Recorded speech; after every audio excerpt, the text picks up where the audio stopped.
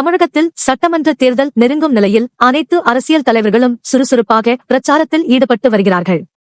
முதல்வர் ஸ்டாலின், எதிர்க்கட்சித் தலைவர் எடப்பாடி பழனிசாமி, நாம் தமிழர் கட்சியின் ஒருங்கிணைப்பாளர் சீமான், தமிழக வெற்றிக் கழகத்தின் தலைவர் விஜய் என எல்லாருமே பிரச்சாரத்தில் பிஸியாக இருக்கிறார்கள். தவக தலைவர் விஜய்தான் போட்டியிடும் பெரம்பூர் தொகுதியில் பிரச்சாரத்தை தொடங்கினார். அதன்பின் திருச்சியில் பிரச்சாரம் செய்தார்.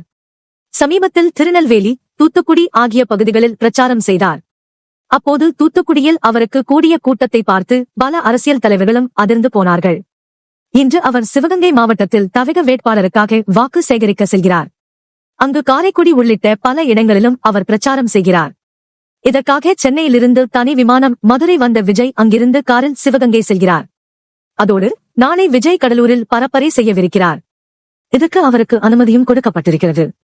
அதே நேரம் துணை முதல்வர் உதயநிதி ஸ்டாலினும் நாளை கடலூரில் பிரச்சாரம் செய்ய அனுமதி கேட்டிருந்தார். ஆனால் முதலில் அனுமதி கேட்டவர் என்கிற அடிப்படையில் விஜய்க்கு தேர்தல் ஆணையம் அனுமதி வழங்கிவிட்டு உதயநிதிக்கு அனுமதி மறுக்கப்பட்டிருக்கிறது.